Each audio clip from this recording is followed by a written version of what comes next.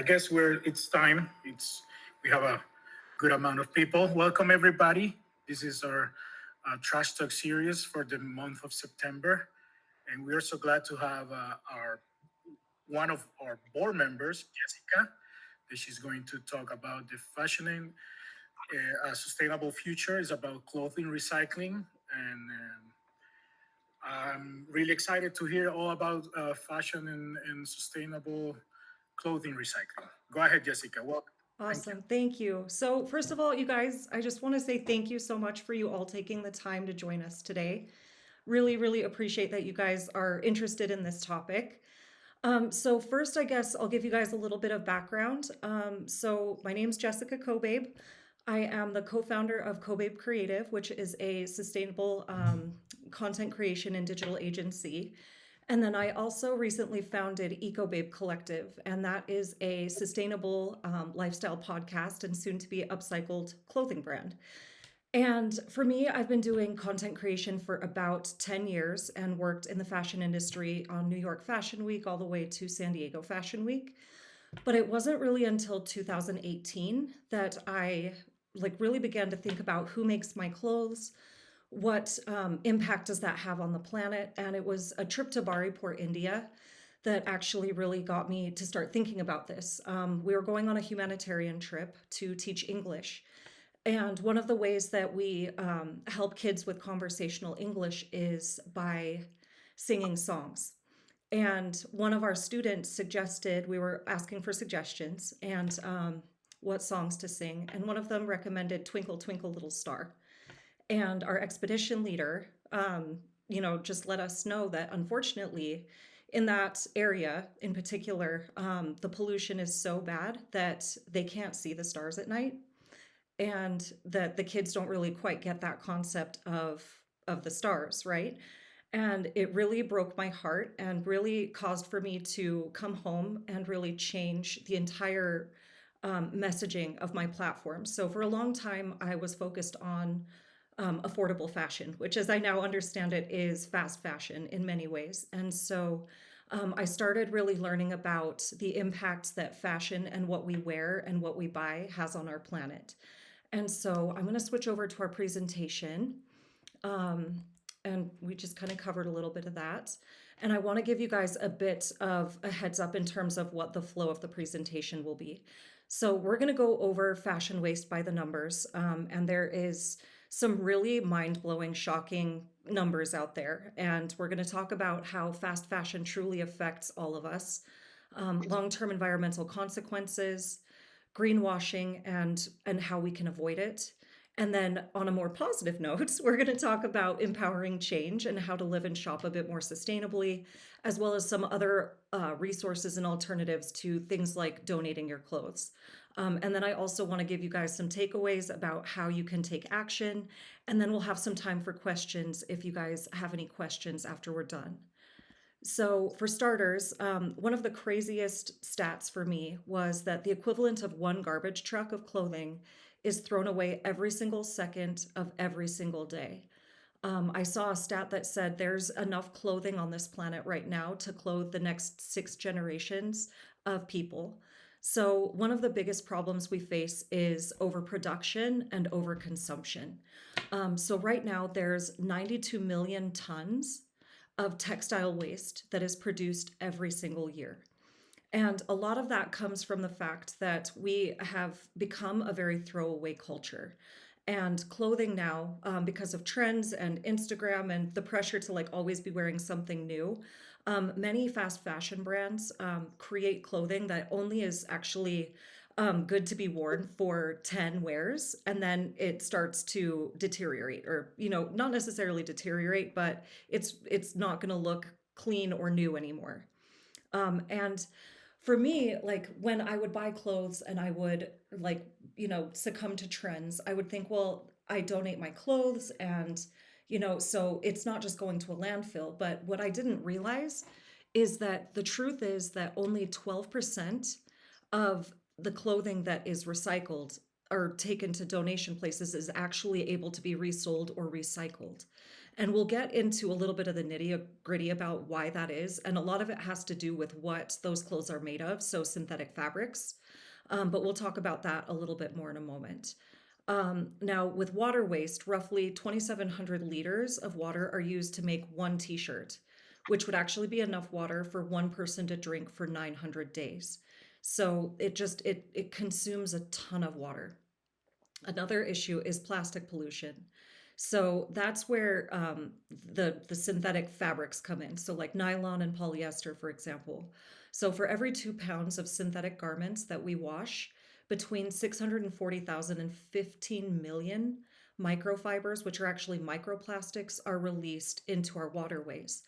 And one of the problems with that is these microplastics, as you could probably tell by the name, they're so tiny that they actually go through most of the filtering systems in our washing machines, and so they go directly into our waterways, and that's how we're starting to see such insane pollution when it comes to microplastics. So now one of the biggest problems we face is fast fashion, or now as it's called, ultra fast fashion. So it used to be that there was spring, summer fashion, fall, winter fashion, and maybe like a cruise fashion in terms of like how the fashion cycle goes. But now, because of like Instagram and influencers and just this insane, insatiable need to continually buy and wear new things, there are now these things called micro trends or hyper cycles. Now, these don't pay attention to runways, but they instead focus on what's going on TikTok and Instagram, just creating an insane amount of new clothes and new trends that people are constantly buying. So you'll see ultra fast fashion brands like ASOS, Shein, Boohoo, excuse me, and Fashion Nova. They offer sometimes over like thousands of new items per day on their website. Every single day, there's like a new clothing drop. And that used to not be the case. Like it used to be that clothing was really well thought out and well made. And, you would see maybe 4 or 5 clothing drops a year. And that has completely shifted. And so I think one of the biggest things that we can do is just be aware of what they're trying to sell us so that we can kind of step off that hamster wheel and realize that we're good enough without having to buy into these trends all of the time and wear what influencers are telling us to wear. And I fully admit I used to be kind of part of the problem. So as a content creator, I would constantly be sharing what to wear. So if you are, somebody who likes to create content or maybe you like to share things on Instagram, one of the biggest things I've found is working on redefining like what I want to share on my platform to begin with. Now, one of the biggest problems that we face with this kind of thing is who is paying the cost. So there's this saying that says someone somewhere is paying the cost, right? Because I used to get so excited when a t-shirt was like less than a cup of coffee, but it wasn't until, like I said, about 2018 that I began to question, like, why is that? And the fact is that the faster the trend cycle in fashion, the more garment makers are required to work at a really inhumane pace. Remake, which is another nonprofit that I'm an ambassador for, recently published some really just frustrating information that these people that are working in these garment districts and factories sometimes are facing like the heat because there's not really good like circulation or air or windows.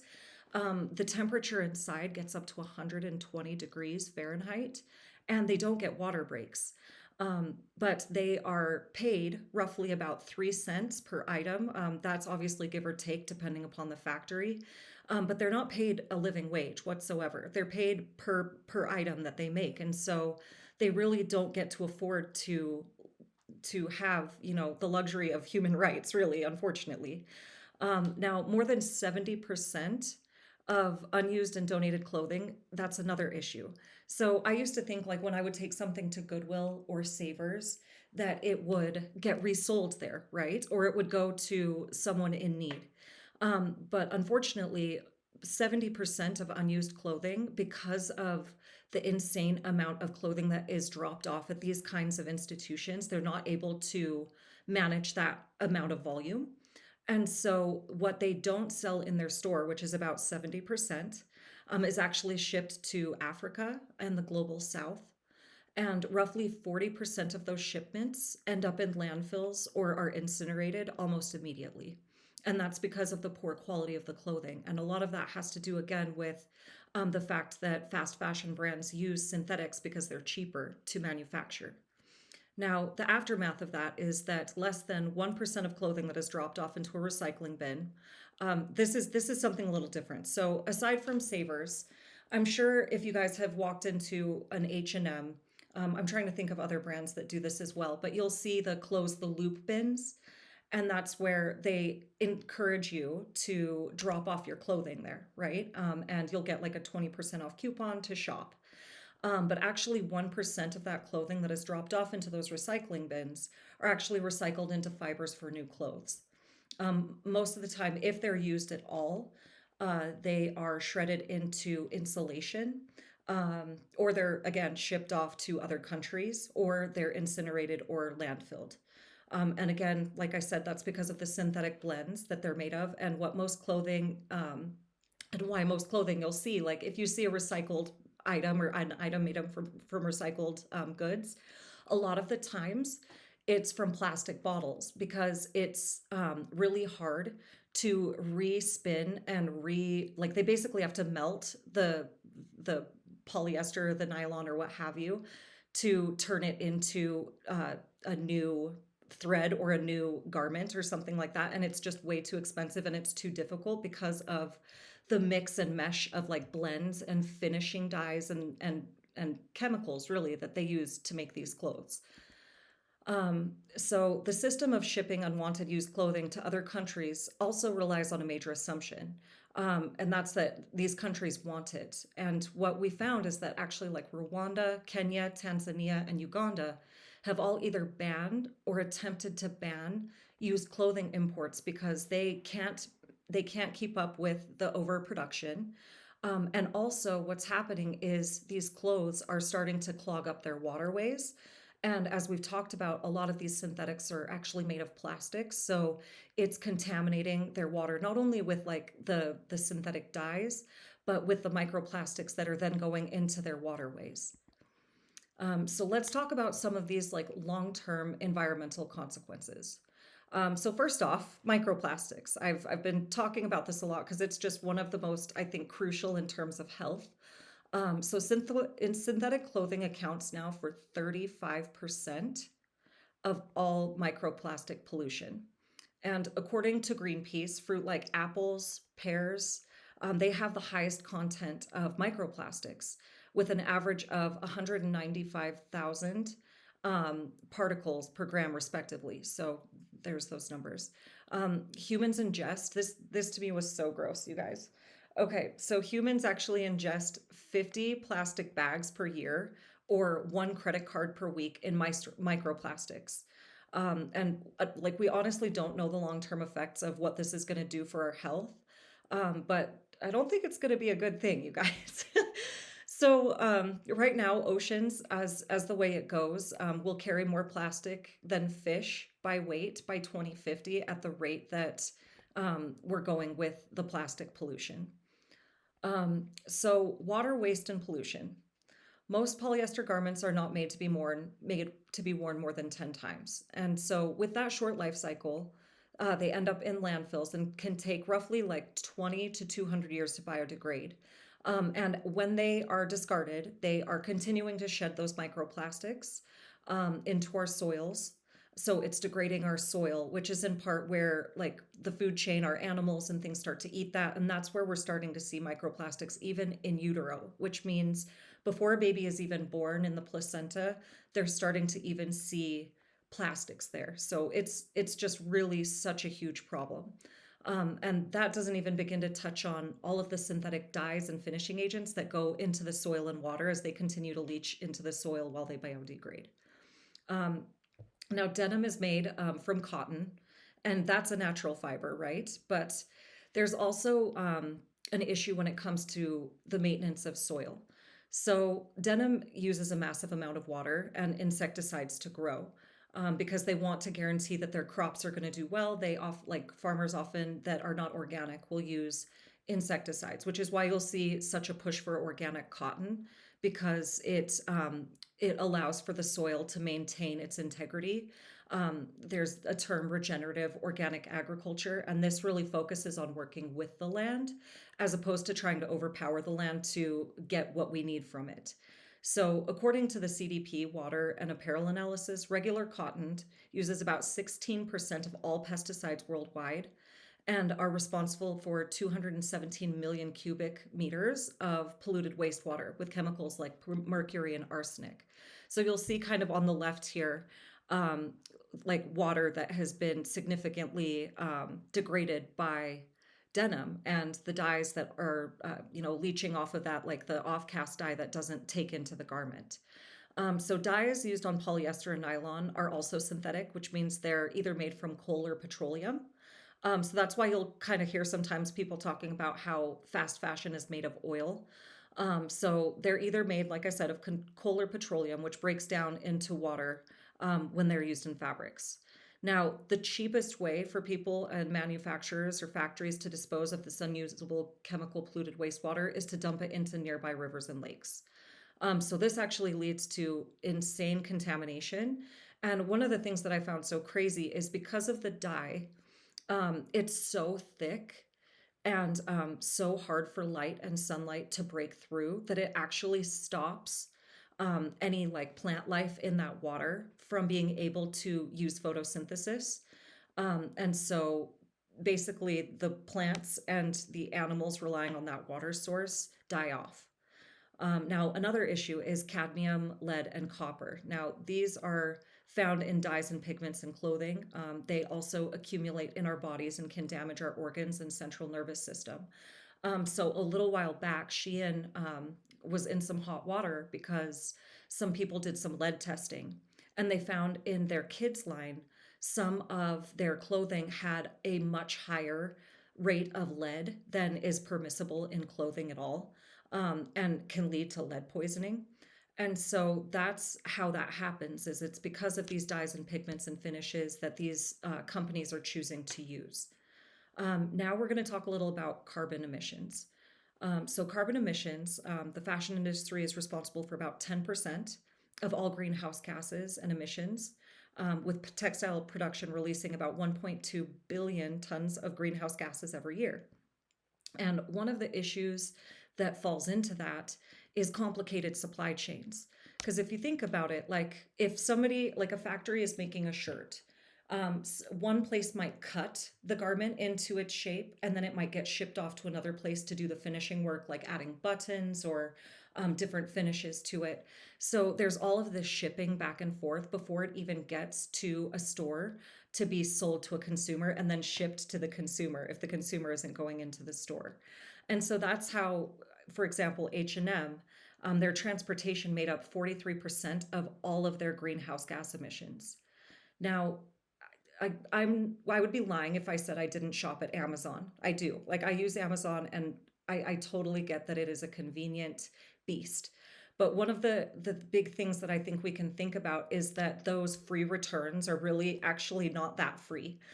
So a lot of these returns that Amazon generates, about 6 billion pounds of them, they end up in landfills and they cause about 16 million metric tons of carbon dioxide emissions per year.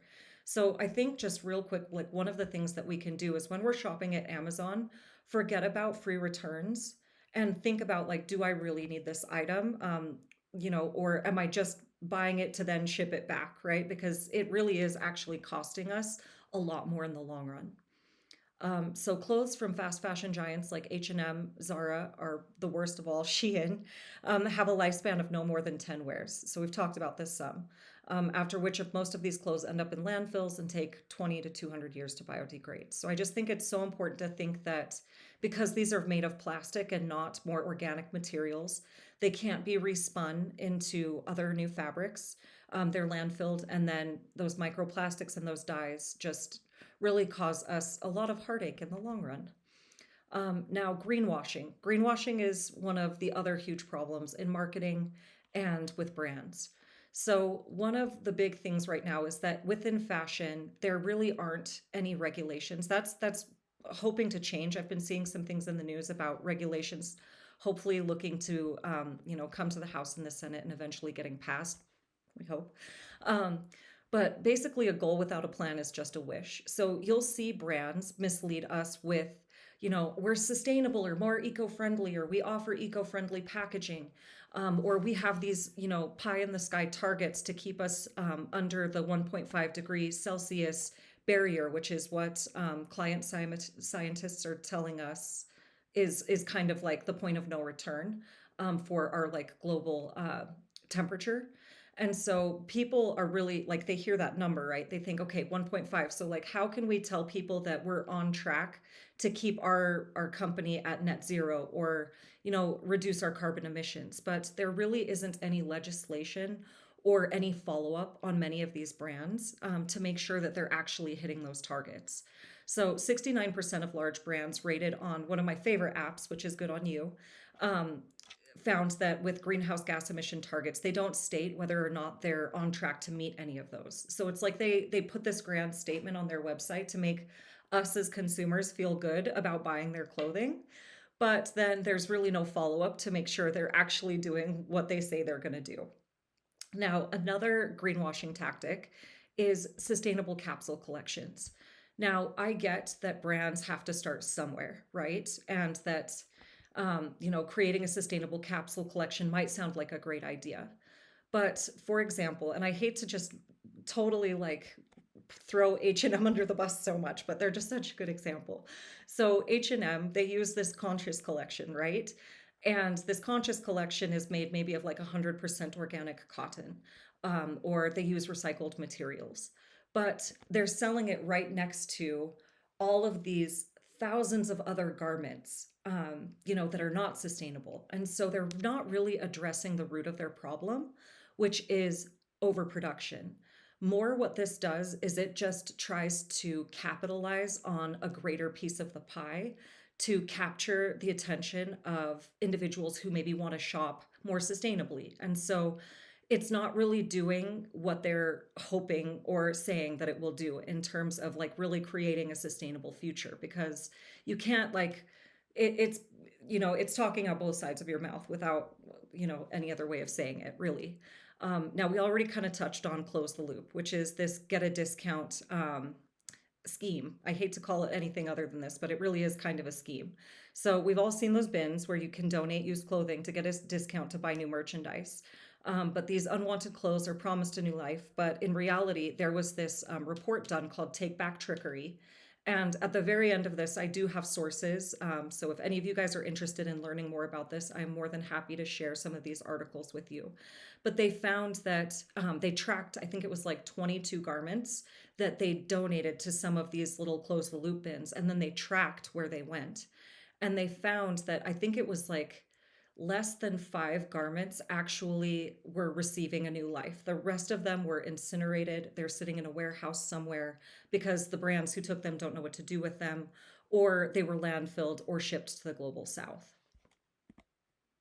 So I know that a lot of this is like doom and gloom. And when I first started my journey to living more sustainably, I felt so overwhelmed. I was like, what do I do? Do I take all of my clothes that are made of fast fashion, which was like basically my whole wardrobe, and just chuck it?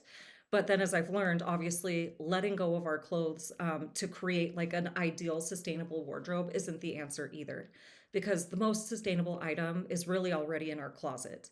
And it's about redefining our own shopping habits and consuming less, because as much as I would love to say that we can rely on businesses to do the right thing, they speak in dollars, right? And so one of the biggest ways for us to vote is with our money and where we choose to put it. So for me, one of my favorite quotes is from the late Vivienne Westwood. It's buy less, choose well, and make it last. And there is a really awesome sustainable content creator who said we need to slow down, take a little time to reconnect with our clothes and appreciate them again. Remember that whatever we're wearing, it took both physical and creative resources to make it. So this is where I want to talk about some of the solutions. So I know we've all thought like donate or recycle, right? Recycle, reduce, reuse, recycle. But there's a few other R's I would really like to introduce you to before you go down the recycling route. And the first one is refuse. So when you go to a store and you see something, or you see someone on Instagram that you really like their outfit, and you immediately like go to like try and shop and find it, I want you to like stop and take a moment and think like, do I really need this? And then what I've found to be really fun and rewarding is like, rather than like looking at it as a I don't get to have this thing, I take that money and I put it in a little savings account, and then it gets to save up for maybe like a trip or an experience, or maybe something that down the line I want that is a little bit more of a splurge. And so I find that refusing is a really great way to go. And you can always like put it on a little list in your phone of things. And if it haunts you, you can always go get it later. But I find that often that urge, that immediate, like, I need to have this now urge passes. Rethink. So, rethink is how else can we wear our clothing? And, so often it's trends are cyclical. And so I like to hold on to pieces and then redefine ways to wear them, and just find new ways to rewear them. I really love like green carpet. I think that, am I saying that right? There's like an account on Instagram where basically they celebrate celebrities who rewear clothing on the runway. Red carpet green dress. And so I think if we all take like a red carpet green dress moment and think about like ways we can rewear our clothes, we save a ton of money and we get to start our own trends and be our own trendsetter. Repairing. So repairing is a really great way to go. And it doesn't mean just like, fix a broken hole or things like that, but maybe think about one of my favorite things to do is like I drink a lot of coffee, right? And I love to wear white, which they do not always mix well together. And so I oftentimes end up with clothes with stains. So I like to tie dye them. So my family and I will have tie dye parties, and I'll just tie dye them into something new. And you can also use like patches or embroidery. And in fact, like I've basically, so Ecobabe Collective, I source secondhand goods and then I use embroidery to give them a whole new life. So that's a little sneak peek of the collection coming soon. Reuse. So one of my favorite things as well to add like more of a cycle to my wardrobe is to resell old threads to buy new ones, or to host a clothing swap. So some of my favorite local places are like I really love Goodwill and I love Savers, but I love, if you like a little bit more of like an elevated look, Name Droppers is a really awesome place. So when you resell at Name Droppers or someplace like a Plato's Closet or an Uptown Cheapskates, you can make money off of the clothes. You guarantee that it's going someplace to be sold.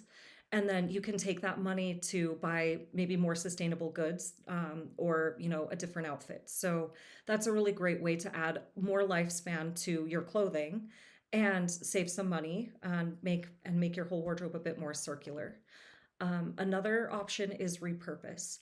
So maybe think about cutting those jeans, or shorts into a t-shirt. Or there was this really cute, like I love these like striped button down shirts, but there was a huge stain at the bottom of one. And so I just chopped it to be more of like a cropped button shirt, which was really cute. So just maybe thinking about new ways that you can style pieces that you already have or turn them into something new. So it's a really fun way to, just exercise that creativity muscle.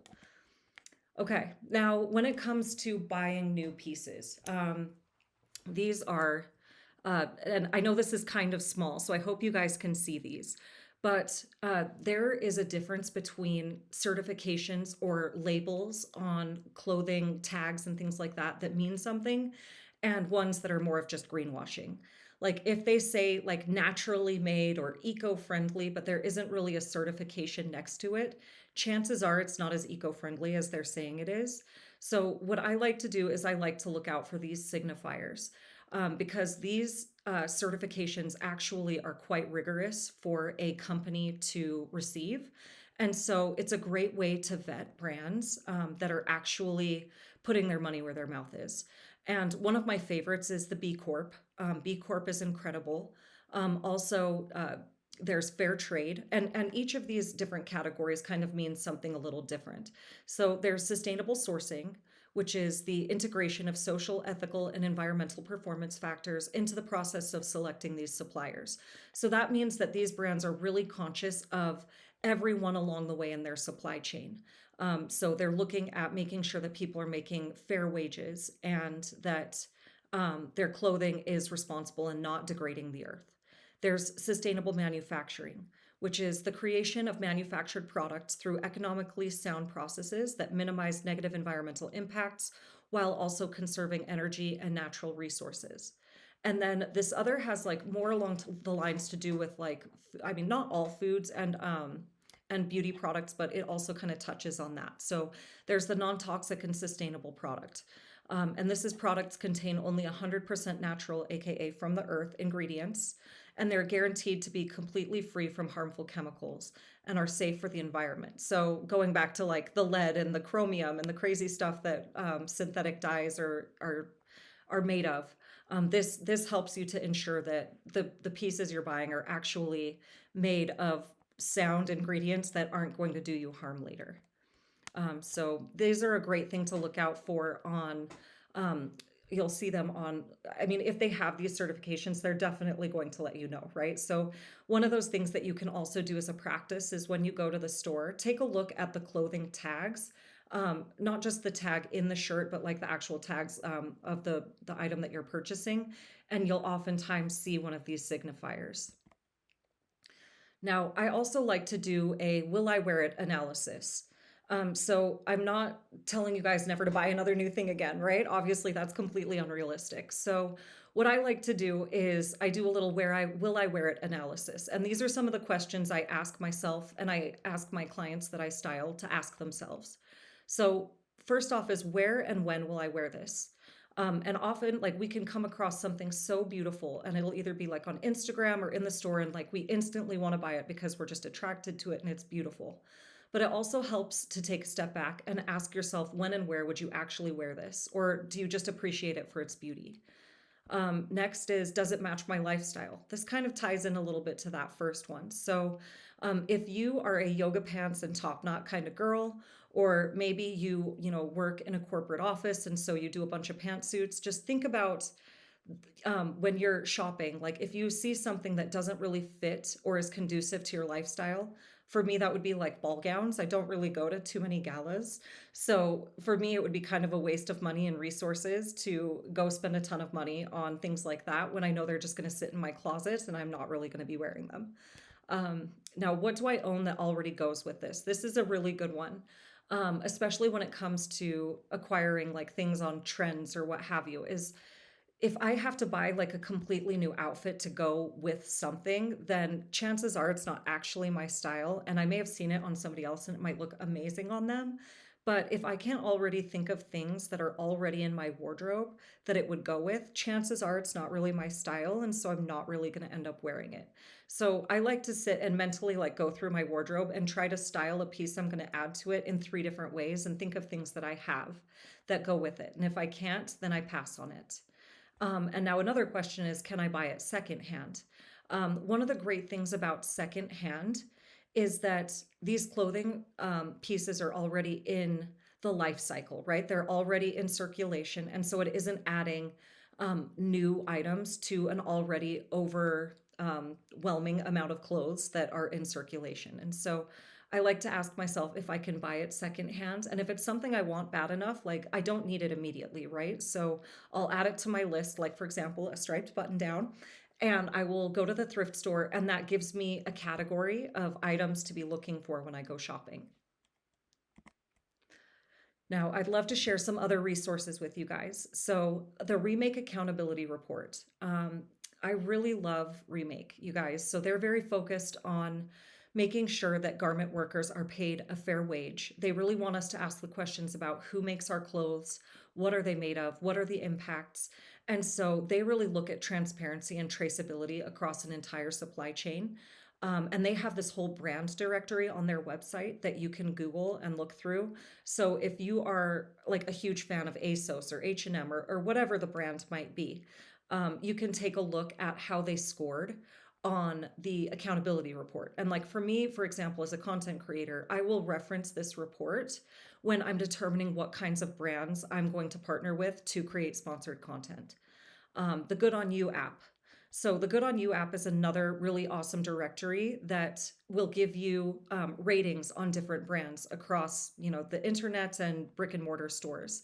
And another thing that I really love about them is that if, let's per se, your brand that you were looking at buying only rated fair, then it gives you suggestions of other brands that could meet that same aesthetic but are more sustainable. So those are some really great resources if you're looking for ways to vet clothing companies as you go shopping. Donation alternatives. So as we learned, 12% of clothes donated to non-profit, like not to any fault of theirs. It's just because of the sheer amount of volume, right? That these stores like Goodwill and Savers and the DI and those kinds of companies can't keep up with the supply that they have. So it's up to us to maybe be a little bit more creative about donation alternatives. So one of the things I love to do is clothing swaps. So you can get together with your friends and have a fun night and or a day and host a clothing swap where you get to swap clothes and maybe tell stories about why you loved the item so much. And it's a great way to not only reduce on carbon emissions and the sheer amount of volume that these donation places are getting and diverting from textile waste, but you also get to save a ton of money while adding new clothes to your wardrobe, which is awesome. Now, for those items that can't be really reworn, they are past their life cycle. There are some really great options of where you can send those. So 4 days is one of the best options that I've found. So they offer a clothing recycling through their take back bag program. They accept all textiles in any conditions. This means they'll even take items like towels or fabrics, scraps or sheets. You just order a bag from them and fill it and send it back. And while you do have to pay for the bag, you do get an equal amount of credit to shop from their sustainable clothing line. So I thought that was a really cool business model. And then there's resale. Now we touched on resale briefly, but instead of just dropping your clothes at a donation place, you may as well get a little bit of money for them, right?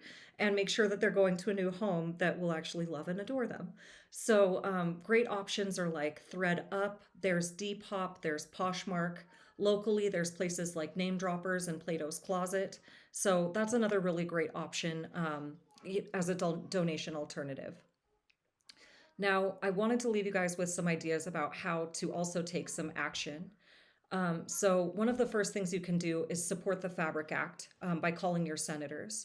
And this has a lot to do with garment workers and safety. I don't know if any of you guys remember, in 2013, there was a huge loss of life of garment workers in Bangladesh at Rana Plaza. There was about, I think it was 1,127 people lost their lives because basically it was like you either come to work or you lose your job. But the people who owned the building knew that the structure wasn't necessarily sound and the building collapsed and a lot of people died and it was completely unnecessary. And so we're looking at, and the thing is I used to think that these kinds of conditions and these kinds of wages only existed out there, right? But it turns out that a lot of people are facing those same kinds of wage disparities here in the US. And so the Fabric Act is really a great way to help to start protect those garment workers. And so you can call your senators and tell them that you would like for them to support that bill and just getting more active as well, even on like social media or like reaching out to your favorite brands and talking to them about how sustainability is important to you and asking them what they're doing to take those steps towards a more sustainable future. So like I did that the other day with one of my favorite brands, Love Shack Fancy. I really love their line, right? But then they just recently launched a fragrance and she had an entire private jet, which just uses a lot of carbon emissions, right? It's got a huge carbon footprint.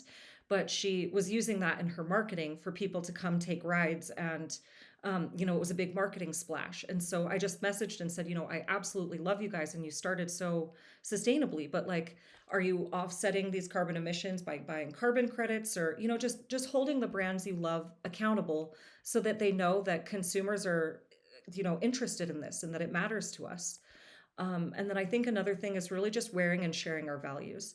So, really being the change we want to see in the world by how we dress and being able to tell those stories of how you found it at a thrift store and why you love this thrift store is a great way to make it a non-threatening or non judgy conversation, and just like a really great way to go. And so that's really what I have for you today, and I would love to answer, try to answer any questions you guys might have.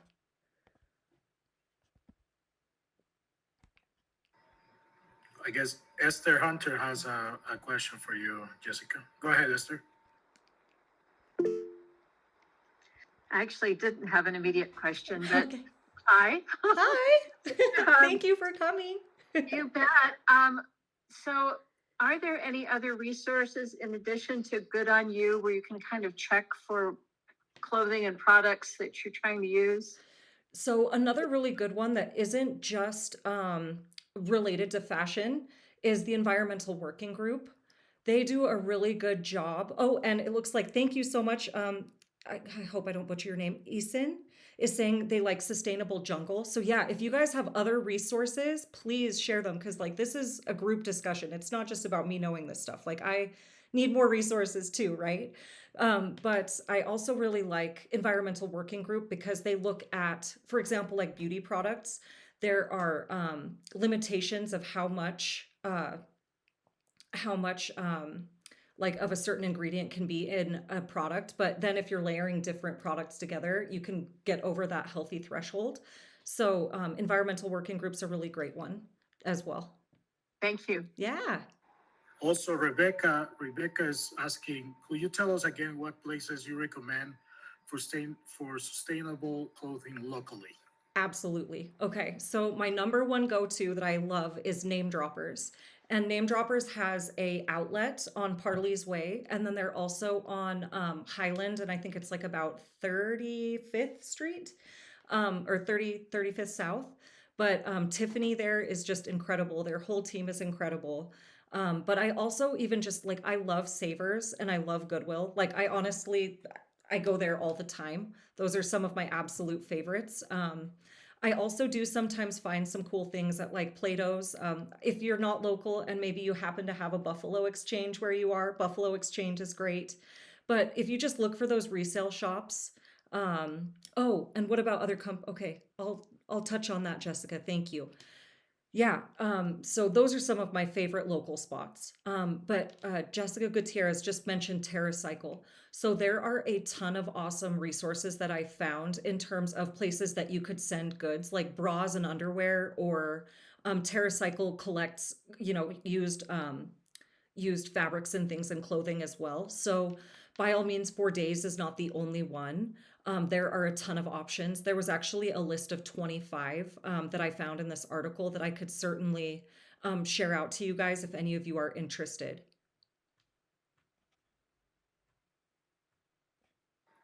Perfect. Somebody else have a question for Jessica? Well, if nobody has any more questions, it was a really interesting presentation. Thank you so much, Jessica, for being with us, for um, educate us about clothing and fashion. And Hugo has a question. Go ahead, Yeah. Hugo.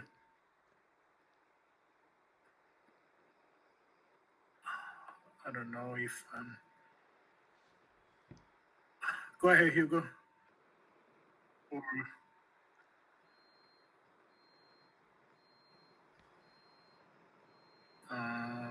no. Oh, sorry, Hugo. If we can't get your question here, if you want to send a message on the URA. Yes. Oh, you were just saying thank you Oh, guys. You okay. guys, your Thank you. comments, like it just makes me so happy to have you guys here, and just thank you so much for being open to this information and just being here with me. Thank you. It like really means the world. And for everybody who wants to share this presentation that Jessica just did, we just record this presentation. So we're going to post in our website, utahrecyclingalliance.org, so you can share with everybody in your community that you want to share this presentation. Okay? Awesome. Any other comment, Jessica? that you have for us? No, just have a beautiful day, you guys, and thank you so much. I really, really appreciate you being here and taking the time to be with us today. Thank you again, and everybody that stays in the call, please stay tuned because we're gonna share all the. We're gonna have a charm event that's Yes. hard to collect material this Saturday. Can you tell us more about it, Jessica? Do you have the details? Yeah, absolutely. So from 9 to noon in the East High School parking lot it's the west parking lot of East High. I know there's an East High School and a West High School, so I want to make sure you guys know it's the East High School west parking lot. We're going to be doing a collection of hard to recycle materials. And if you check out the new Utah Recycling Alliance website, we have the information there for you in terms of what kinds of items will be accepted. We are accepting clothing donations there. But as we all have learned, maybe donations aren't always the best way to go. But in terms of like batteries and all sorts of other hard to recycle things like styrofoam, we accept lots of things that you normally can't throw into that blue bin. So if you guys have some time and maybe some things that you are looking to get rid of but not want to landfill them, we would love to have you come by and say hi. And that'll be again from 9 to noon. One last question: what happens to the clothing that donated there, or the So blankets? So we recently just partnered with Savers for a first time to do something called a fun drive to see how it goes with them. But down the line, we're going to start looking at doing some other alternatives besides just that kind of clothing donation, and maybe looking at hosting some swaps ourselves. But we'll keep you posted. One of the biggest things that we're working on building out as an organization for the URA is transparency in terms of where these things go, and making sure that they're responsibly placed places. I mean, we have some really great vendors that we partner with, but we're looking at really getting more of that information out to you guys. So for now, the clothing that will be donated at this charm event will be going to Savers. Perfect. Yeah. All right, Jessica. Thanks for that presentation, and thank you everybody that joined us today. And stay tuned because we're gonna give you the date for the next trash talk. And thank you everybody. Yeah. Have a good Thank day. you guys. Have a great day. Bye. Bye.